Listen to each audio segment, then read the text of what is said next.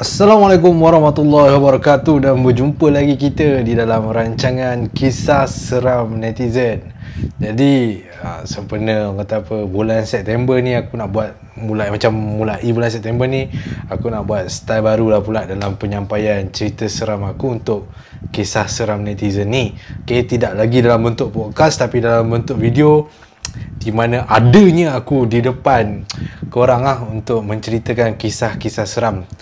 Kisah seram netizen masih lagi orang kata apa, menerima cerita kisah seram netizen masih lagi sebuah rancangan di mana aku menerima kisah-kisah seram daripada followers aku, sama ada dekat Facebook dan ada juga yang daripada YouTube.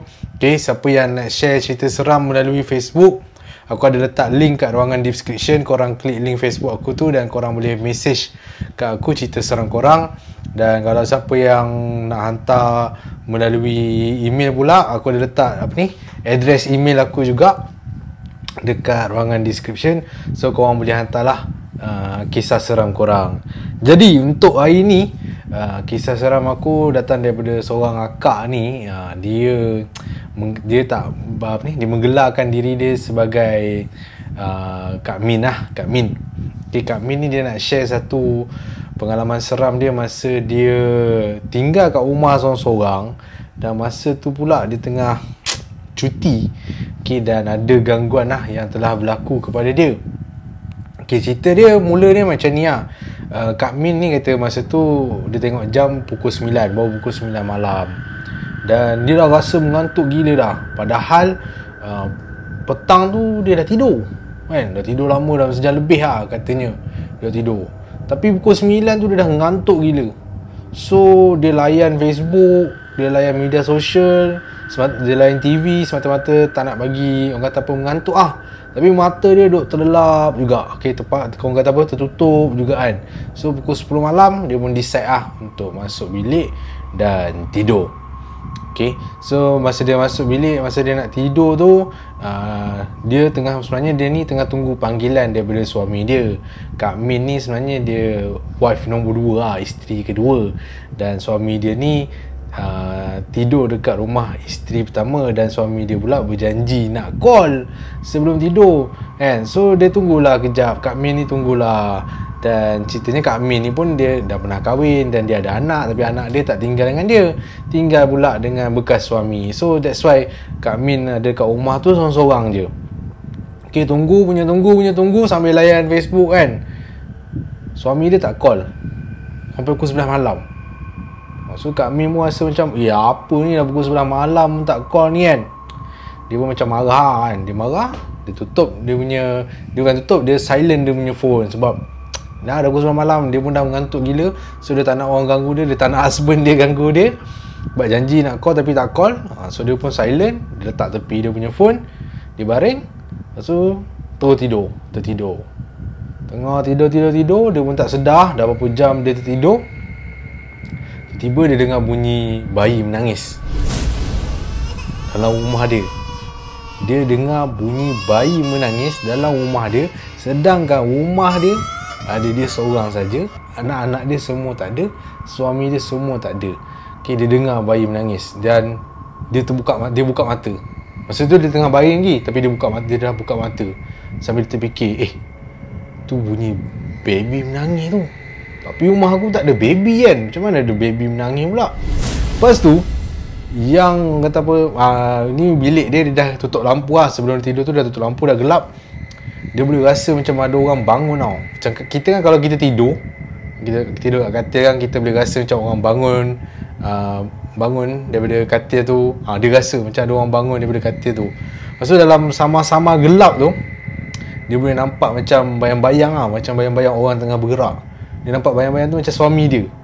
Lepas tu dia macam pelik, suami aku ni bila balik ni? Masa tu bunyi bayi menangis pun ada lagi. Dan dia ingat suami dia bangun untuk cek bunyi bayi menangis tu kat mana, rumah dia apa. Tapi bunyi tu Kak Min kata memang kuat gila, macam bunyi bayi menangis dalam rumah dia sendiri. So Kak Min ingat, suami dia bangun. Dia pun ingat suami dia nak pergi cek So dia pandang bayang ni, kata apa, macam bayang-bayang suami dia tu kan, kelibat kan. Dan kelibat suami dia tu dia nampak buka pintu. Buka pintu, kak keluar. Dia tak nampak muka suami dia, tapi dia nampak kelibat suami dia tu keluar daripada bilik. Elok kelibat suami dia tu keluar, bunyi bayi menangis tu hilang. So Kak Min pun bangun, duduk atas katil dia kan, duduk daripada baring, duduk tunggu suami dia masuk balik kan. Tunggu. Suami dia tak masuk. Apa ni kan? Lepas tu Kak Min pun panggil lah, bang. Tak ada respon. Biar betul ni kan, dah lama tunggu ni. Kak Min pun macam pelik kan. Kak Min pun panggil lagi, bang. Bila nak masuk ni, lama betul kat luar tu. Tak ada respon. Masa tu macam, dalam masa bunyi bayi menangis tu pun dia dah meremang kan. Bulu roma dah meremang, berdebar-debar ni rasa. Sudah, bahaya pula ni kan. Sekali tiba-tiba dia rasa ada orang duduk dekat sebelah dia. Kita boleh rasa kan kalau macam orang duduk kat katil kita kan. Dia rasa ada orang duduk. Lepas tu dia kata, siapa pun? Kenapa aku rasa macam ada orang duduk sebelah aku ni kan? Dia tak pandang lagi tau, dia tak tengok. Lepas tu dia dengar bunyi budak gelak. Budak kecil gelak betul-betul sebelah dia. So dia pun pandang kanan dia.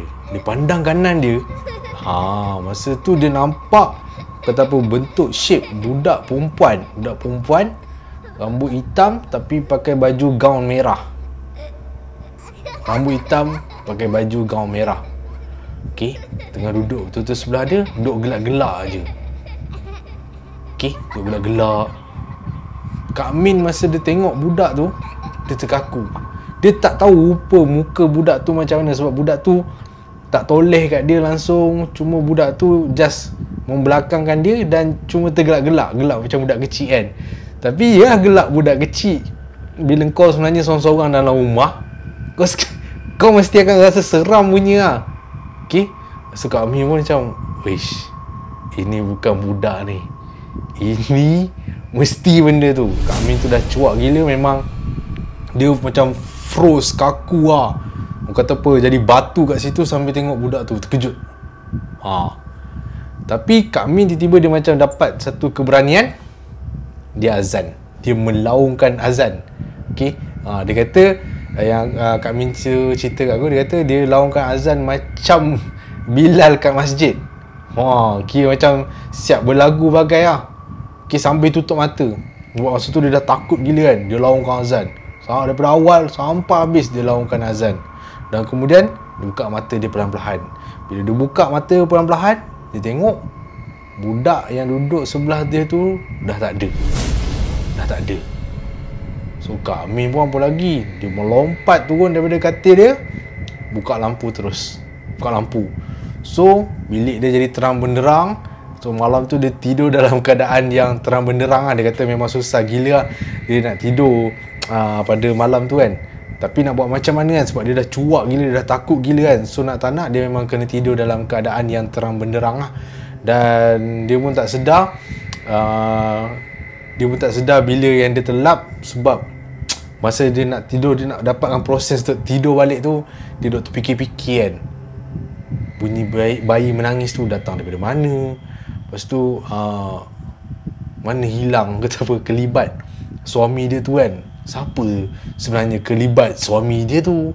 Lepas tu kata apa, budak yang duduk atas katil dia tu siapa sebenarnya kan.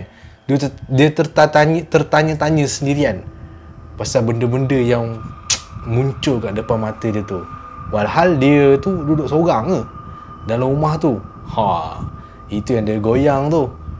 So dia, Alhamdulillah dia dah dapat tidur dan sebagainya. Dia bangun, kata apa, tak ada apa-apa lah. Cuma benda tu menakutkan dia dan dia merasakan bahawa disebabkan dia bercuti itulah, kata benda tu cuba datang untuk, orang kata, macam mengacau, mengganggu, menyakat dia. So itulah dia cerita daripada Kak Min, berkenaan dengan gangguan yang dia alami semasa dia tinggal dalam rumah berseorangan. Dan ketika dia berada dalam keadaan yang, kata apa, kotor lah. Bukan kotor apa, korang pun faham lah. Dan tengah bercuti. So, terima kasih banyak pada semua yang mendengar sampai habis, dan siapa yang ada cerita seram yang nak dikongsikan, korang boleh hantar cerita seram korang melalui Facebook, link ada dekat ruangan description, dan ataupun Gmail aku, atau melalui email boleh hantar dekat email aku ada letak address email aku juga dekat ruangan description. So setakat tu saja dulu untuk hari ni. Kita jumpa lagi minggu depan insya-Allah dalam kisah seram netizen. Assalamualaikum warahmatullahi wabarakatuh. Jumpa lagi.